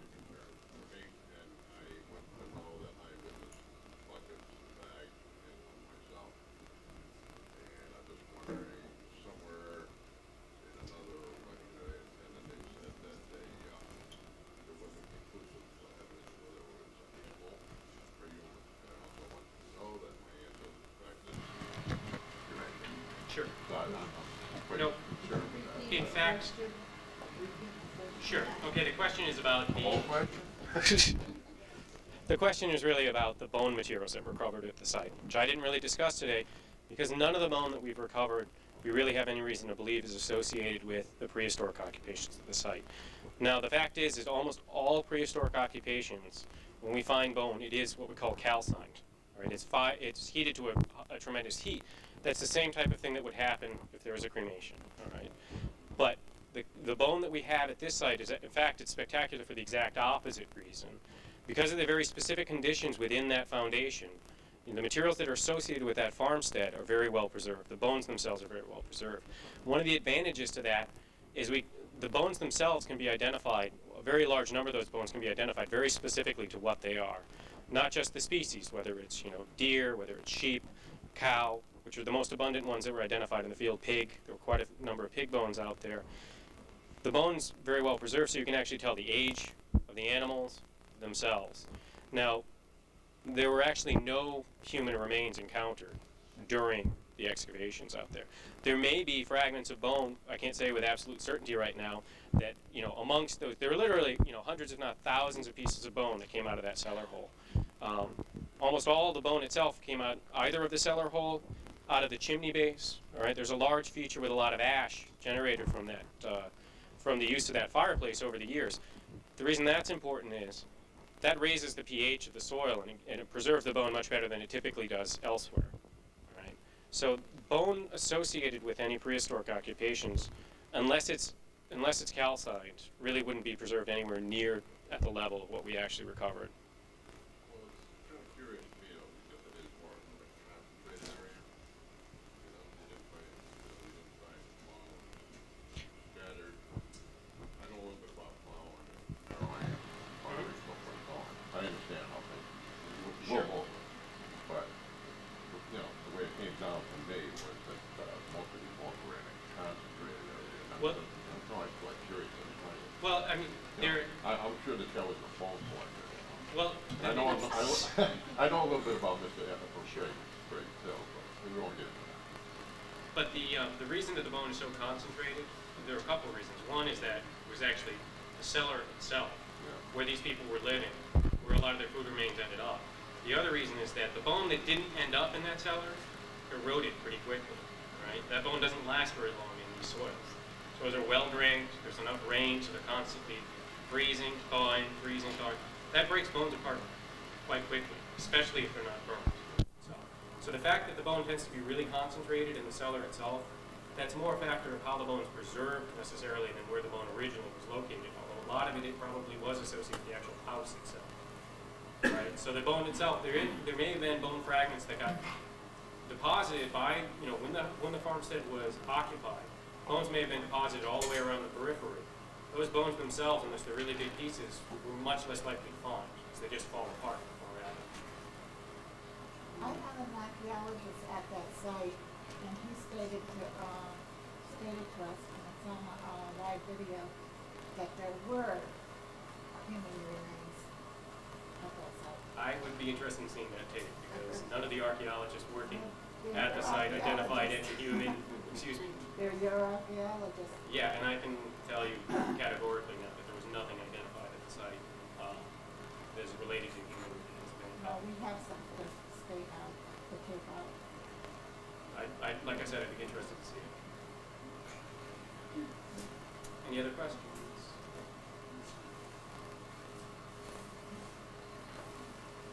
When you said you found 25,000 pieces of material, is that mostly chips? Is that why you Yeah. found? Oh, you're counting chips. Exactly. Those are very small fragments. That's the vast majority. Over 90% of that is waste material. Now that waste material isn't all small flakes. Some of those are called cores. These are the leftover materials that can take a large block and break it up into smaller usable pieces. There are also other types of tools. There are bifaces, which I really didn't go into in any great detail because they're much harder to organize into time periods. All right. There are also some more scrapers and a couple more drills. Those are the types of things that make up the rest of the assemblage that you can associate with your foundations. Yes. You indicated that you're just beginning the process. What is the process and what's the timeline that's associated with it? Sure. The timeline for any given project is based on a number of factors, one of which is the complexity of the site. This site is very complex in the sense that doing the analysis on the materials, there's a large quantity of material. There are what we consider to be a lot of different contexts for the materials themselves. That slows down the process. So, in other words, a lot of the material came from the cellar itself. Some of the lithic material, a lot of the lithic material is outside of that, the stone material is outside of that. But as the processing goes on, it goes like working from the south side to the north. So we do everything in a row all the way across the site, then people move up to the next row. When they hit the cellar, everything essentially ground to a halt. Because all of the artifacts themselves out of there are approximately 20 different soil layers that they came from. All the artifacts from each one of those individual soil layers have to be specifically associated with that. So it can take years. And it's been about a year now. We're just really getting down to the nuts and bolts of doing the analysis now.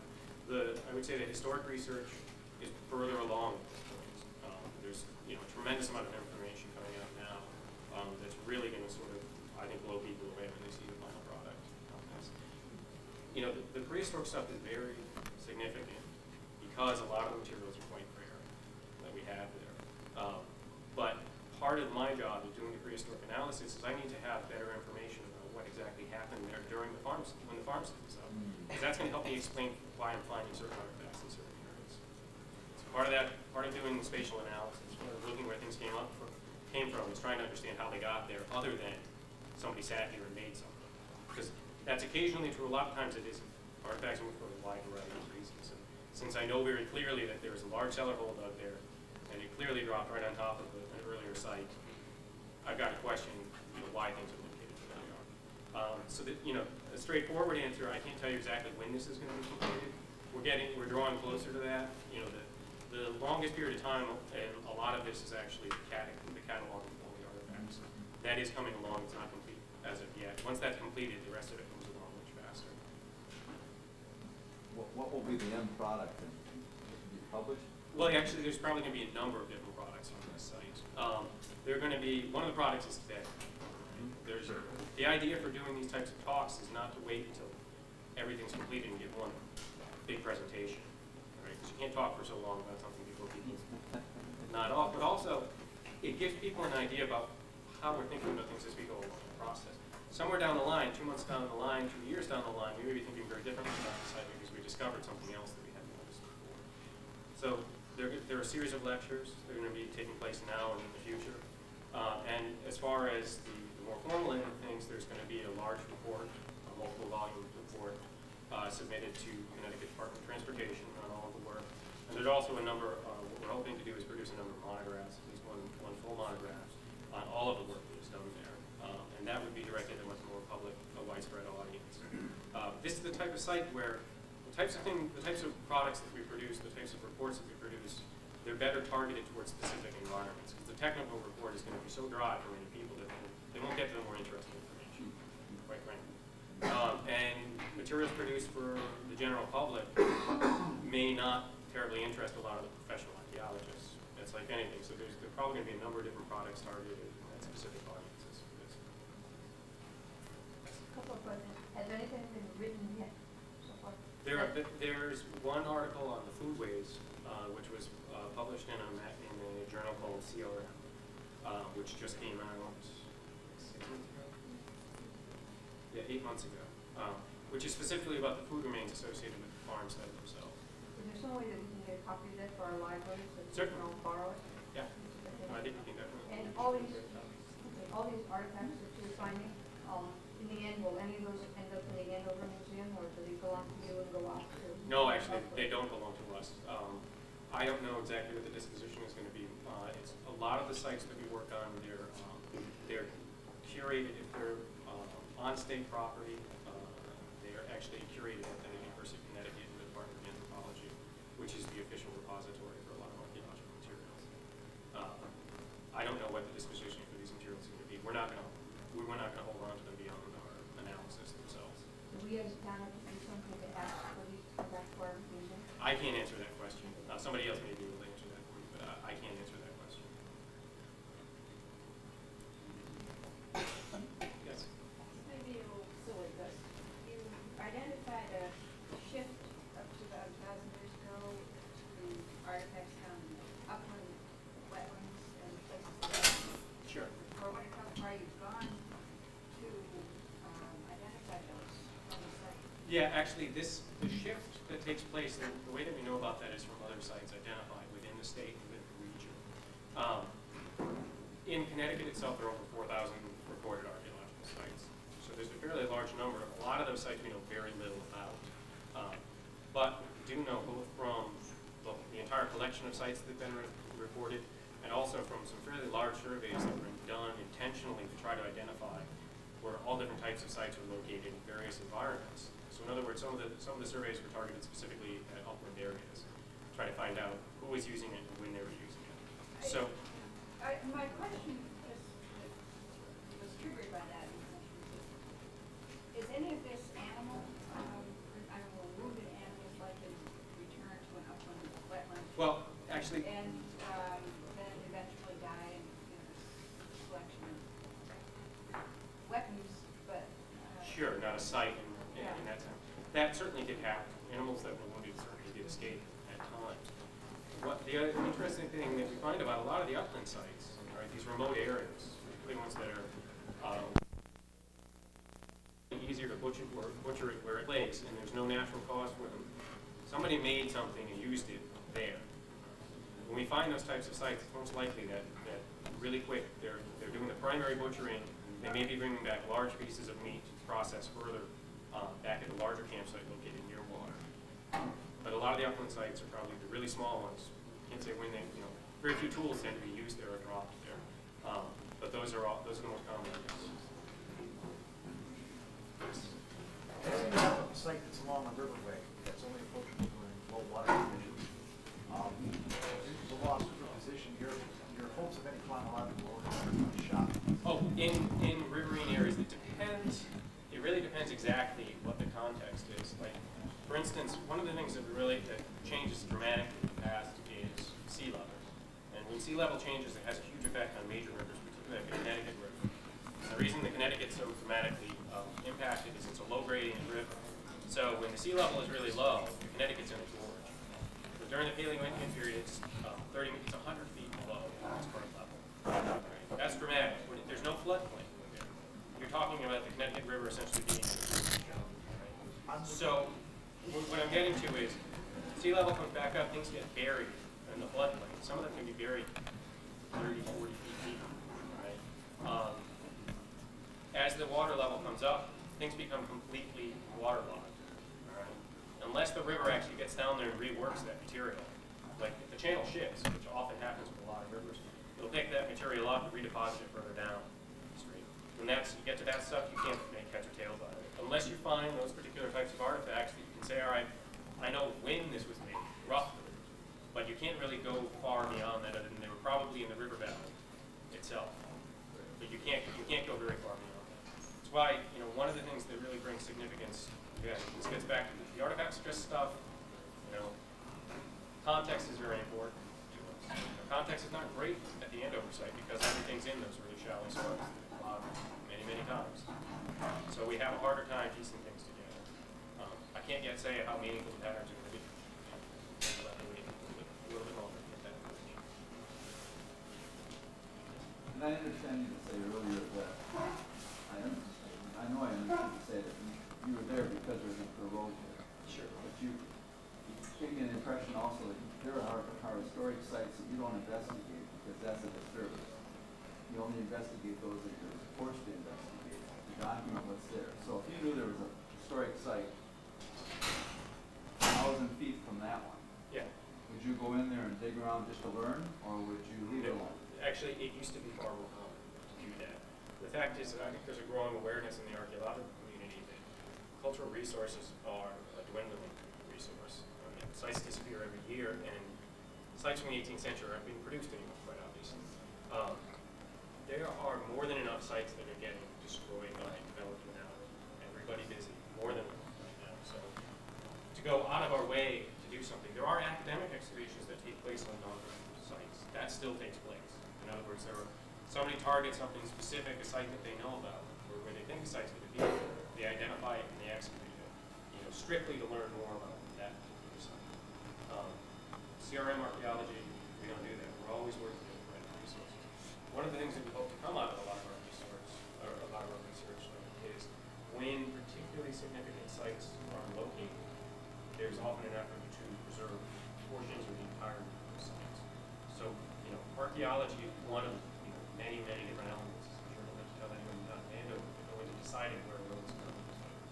Right? So, trying to avoid historic resources, whether they be historic homes, existing homes, cellar holes, prehistoric sites. That's all information that goes into the decision process. So we almost never are faced with that. In the last 8 years, I really can't think of a single site that we went to that wasn't threatened by some services. You mentioned that there was a flood. Yeah. And did that take place before that house was built?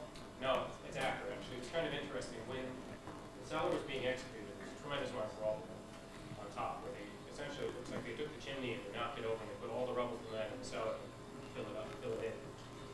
When you got through all of that, you got to the original steps of the house, right back. Dry laid stone, beautiful steps, incredibly well done. We got to the bottom, we got below all the rubble, and you could see there's a wedge of silt. The actual water had come in down the steps, flowed down the steps, and from the bottom step down, there was a wedge of silt going all the way to the back of the cellar. Thickest at the stairs and feathering off at the distance. When we go through that,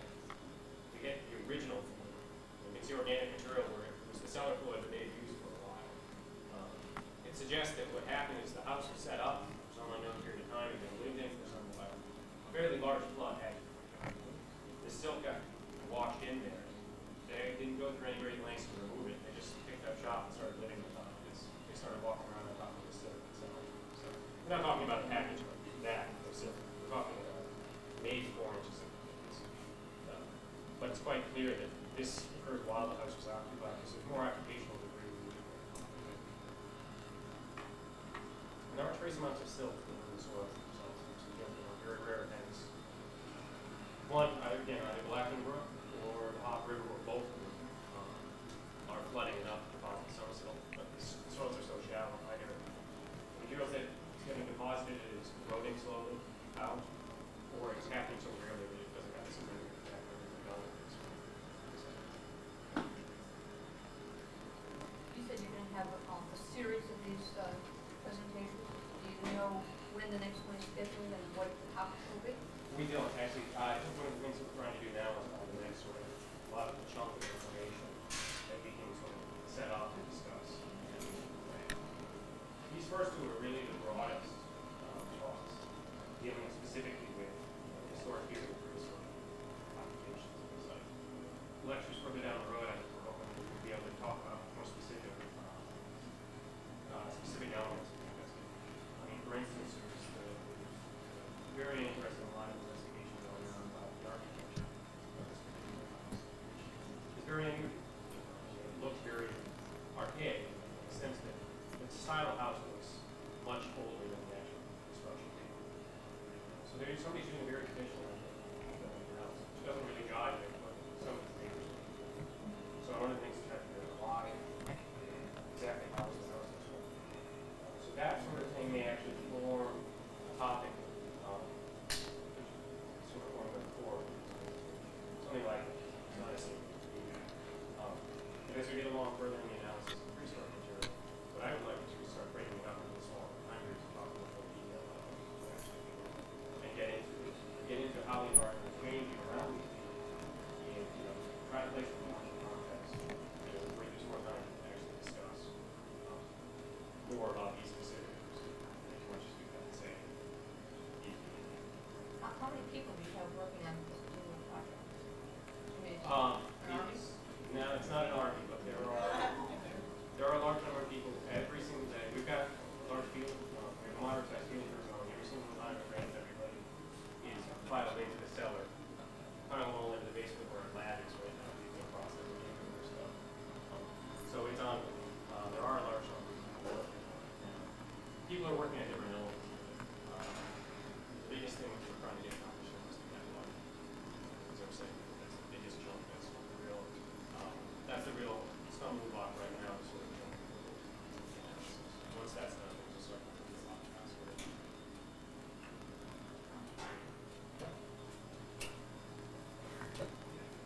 I don't want to take that.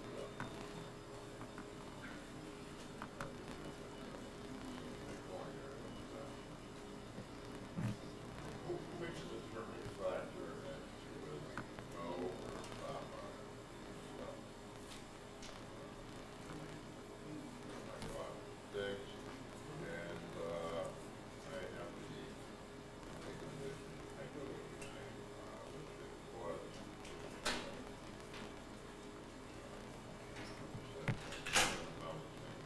Done.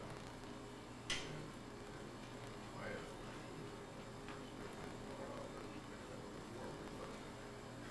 mistake. Seem to be these happenstance.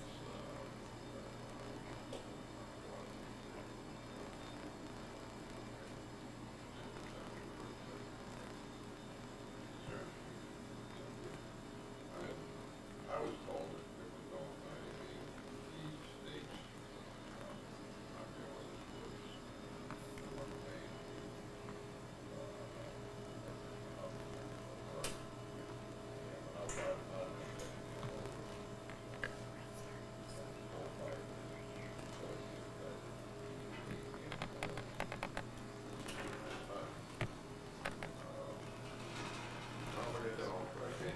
Well, in context, big ones, but actually, if I can get to the first part of your question, Yeah. which I think is going to lead us into some of the other issues. When the determination is made about, say, potential alterations to post-project based on archaeological researches.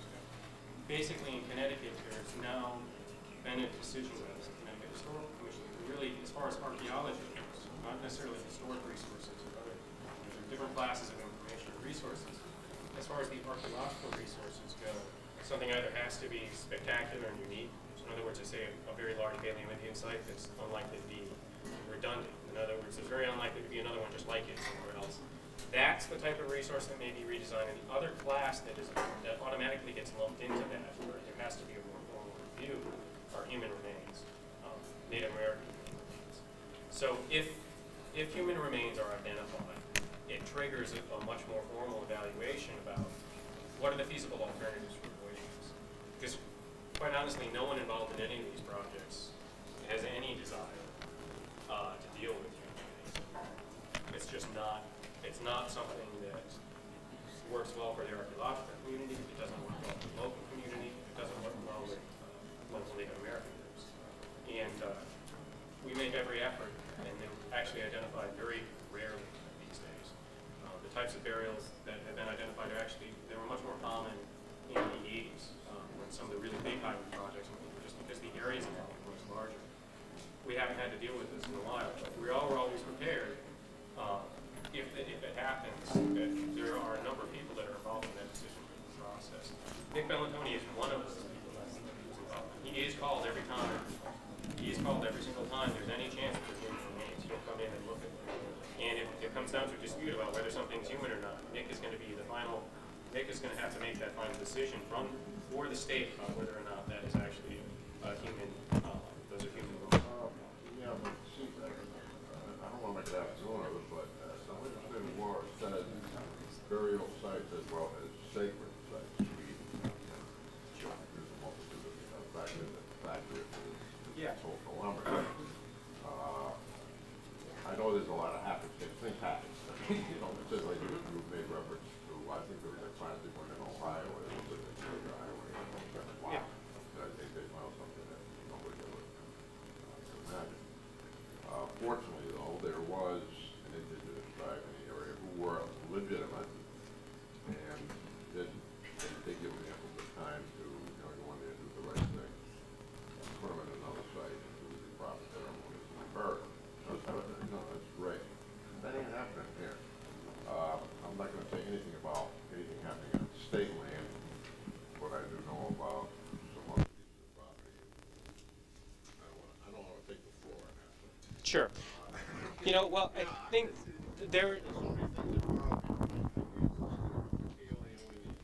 My ancestors are here only a short time ago. I'm here. Mm-hmm. My ancestors, I can go back. My ancestors in this area for 20 years. Mm-hmm. It's pretty remarkable. And as I do my genealogy and I do my history, I can see how they had turned and had been met and so forth and so on. And they became more, not without a choice, but out of Sure.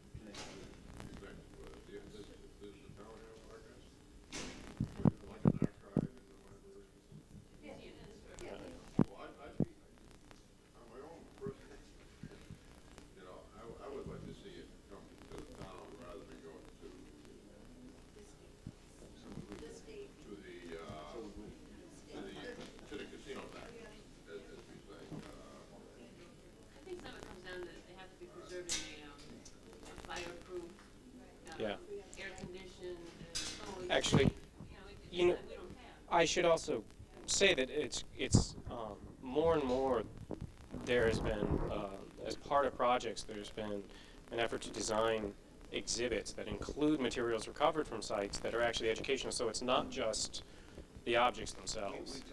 Yeah, interpretive exhibits, in my mind, are the best way to go. Now, where the rest of the materials go that may or may not be included with those displays, one of the questions is, and in particular at this site, there are several issues. Those artifacts which have not been conserved, in other words, they haven't been stabilized, that are potentially going to fall apart, need to be treated in such a way that they're actually stabilized, so that somewhere down the line, a generation from now, somebody else has some ability to go back and look at that. And that's not just for like town pride or anything, but everything that we say about this site, the whole idea is that there are always multiple interpretations possible for everything that we do. Our fundamental responsibility is to preserve that information that we got from our excavation, and that includes the artifacts, so that somebody else can come along and say, I don't think that's right because here's the bits of information that you missed. So. Sure, I don't think that I trying to tell a lot. I don't know you. Like very much president, and I'd rather make you read that. This whole thing is very transparent, as they say. Well, I think. I'm trying to get a handle on it myself. I can't speak directly to what may be going on at Mashantucket or Mohegan or any of that stuff, because what I am aware of, and one of the things that did happen is there were some materials which were very clearly associated with the Mashantuckets, which were held at the Department of Anthropology at the University of Connecticut, that were repatriated to the Mashantuckets. And the idea there was to get the materials back to where they belonged. Right? That was the entire idea governing that transfer. So it wasn't, and I actually have less experience with the Mohegans. I really don't know. I can't speak to that at all. So it's the people that have to make the decisions about where these materials go. It's almost always the case that not everybody is going to agree on the best place for everything, and decisions have to be made, and sometimes those decisions are going to make people upset, and the people that have to undertake to make those decisions, I don't envy them, because inevitably if people have a strong attachment to those objects, all right, talking about artifacts here, if they have a strong personal attachment to those artifacts for whatever reason, they're not always going to agree on how those artifacts should be taken care of. But at some point, the decision has to be made. I'm confused about something you said. You said that you were brought there because they were putting in the road. Mm-hmm. Do you go to where they're putting in all roads? We are. Something must have had to lead you to that site to. Actually, there's a number of steps that take place before we get the call and say, go out there and dig. All right. All of what happens is the Connecticut Department of Transportation is in constant communication on every one of their projects with the Connecticut Historical Commission. Their project plans are sent to the Connecticut Historical Commission, where they're reviewed by the staff at the CHC, and the staff decides whether or not it's likely that there are cultural resources involved with them. So if a project... Something you had to begin with? Well, no, what it meant is that, say, the basic environmental parameters out there, right? We're located close to water sources, we're next to the Hawk River. There are a lot of archaeological sites known in the area. Those all add up to a high probability that something is going to be there, right? It's very hard to predict whether something's going to be significant there, but it's considered to be a high, there was a high sensitivity to the area, given all of the factors that we knew about the area, even without putting a test pit in the ground. So the CHC did... Where in Hebron, knowing that it is a high area that the Native Americans were in, you're saying that you go anywhere in Hebron or Andover, excuse me? What would... Digs? If CONDOT has a project that the CHC has reviewed and CHC has determined that there is, say, a high or moderate sensitivity, meaning that the area quite likely or quite possibly has cultural resources from whatever time period, CONDOT then will determine who they're going to hire in order to do a survey. They're required to do the survey of the area to identify the cultural resources. Okay, so that starts the ball rolling. There are many, many steps after that also that go forward in the evaluation, and some of these unfold over the course of a number of years. This site is one example of that. As we do the archaeology, there's the accumulation of data, which is actually, it can seem fairly time-consuming. We have to digest everything and actually be able to make a legitimate determination about how significant things are. All right, whether they actually are important.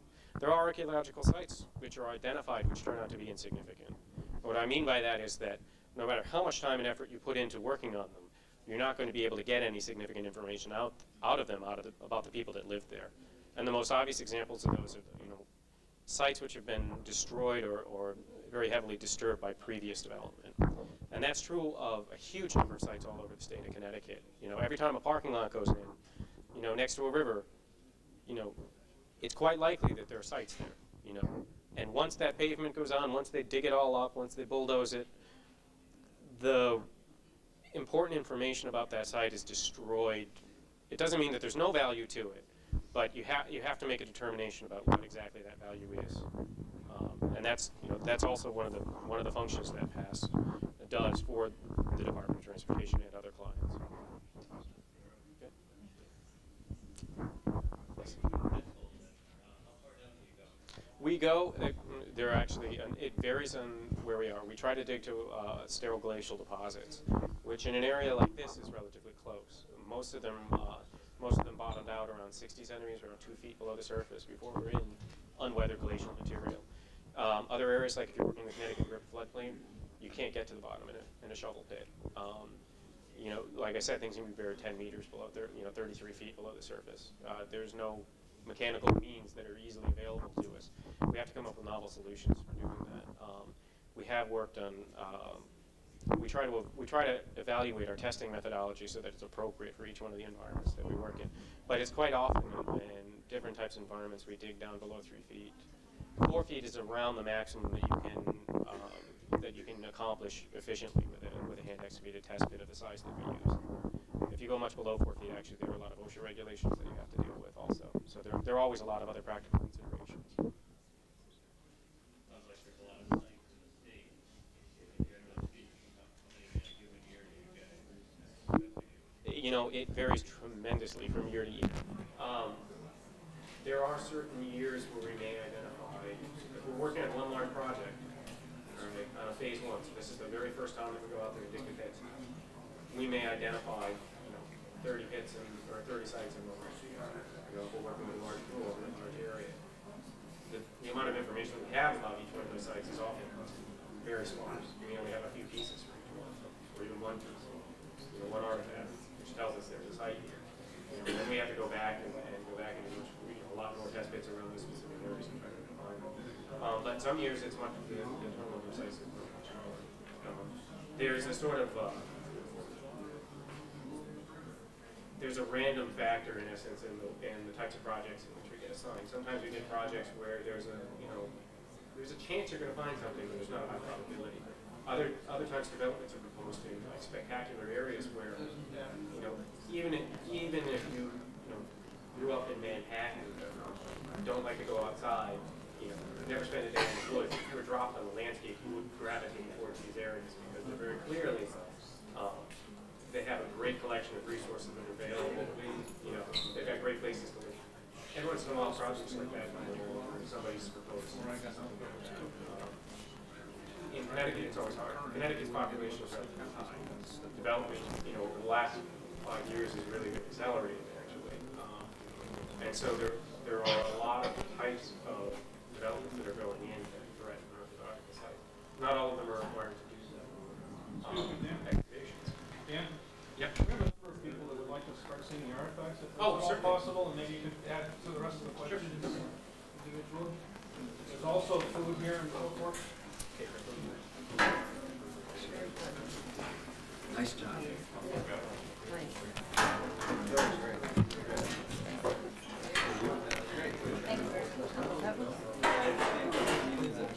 Yeah.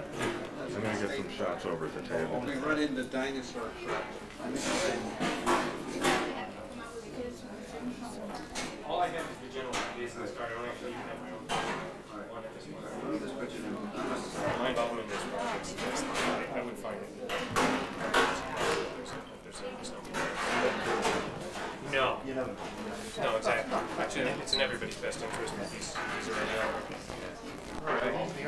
These are the artifacts. You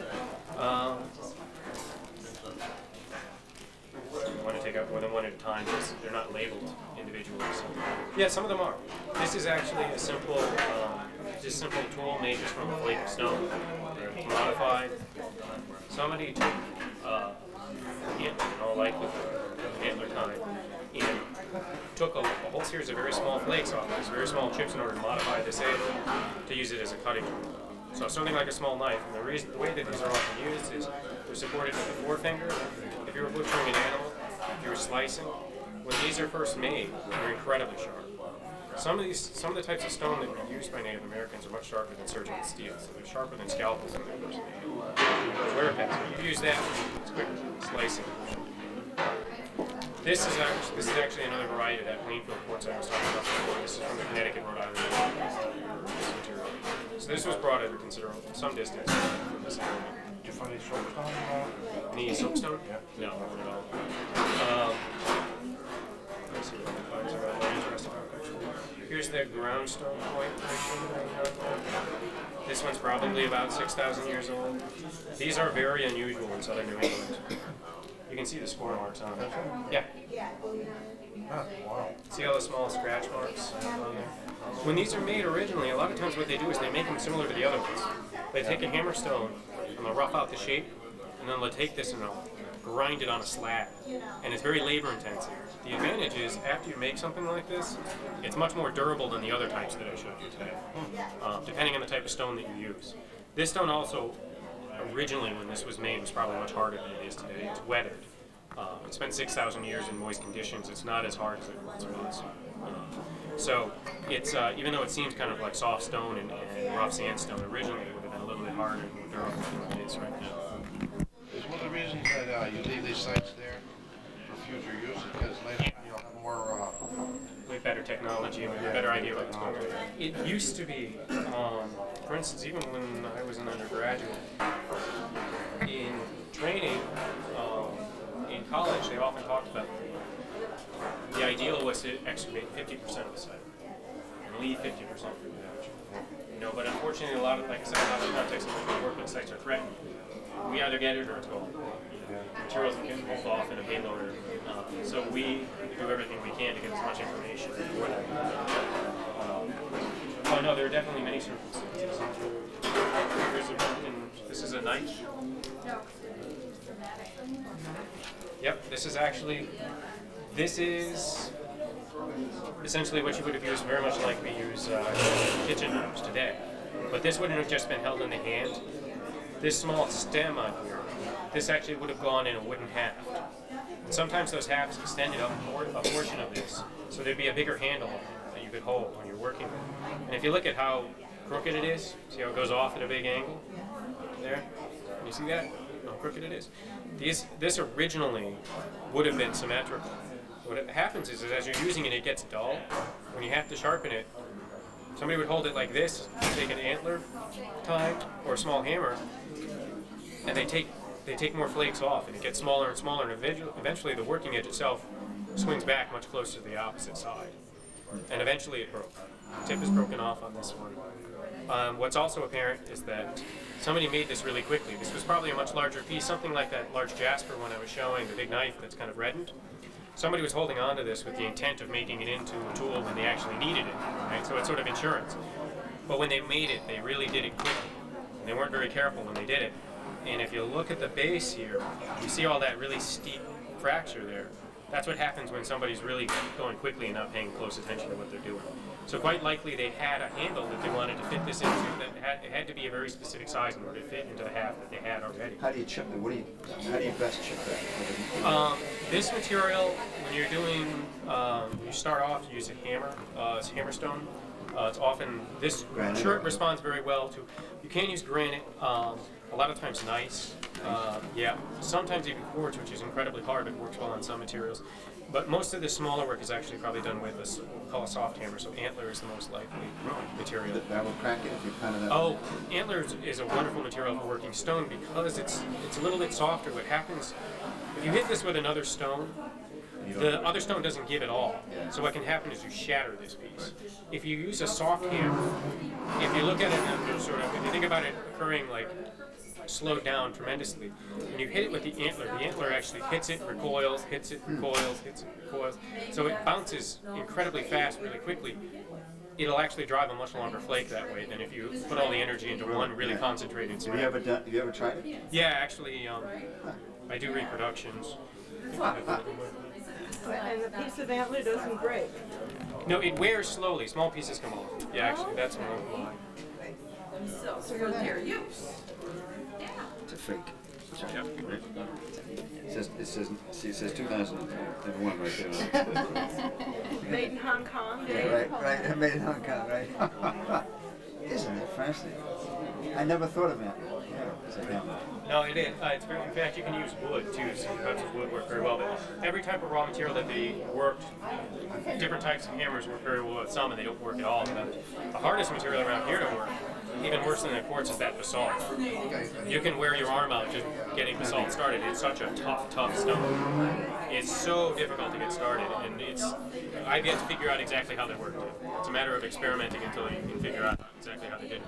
But it's not an easy material to use.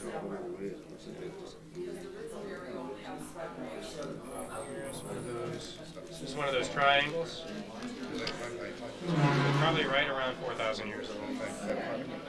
Who were the tribes you didn't mention? Do you know what? I didn't, because the problem is in the distant past, when we start talking about the age of the artifacts that I have here, we don't know, because things changed a lot.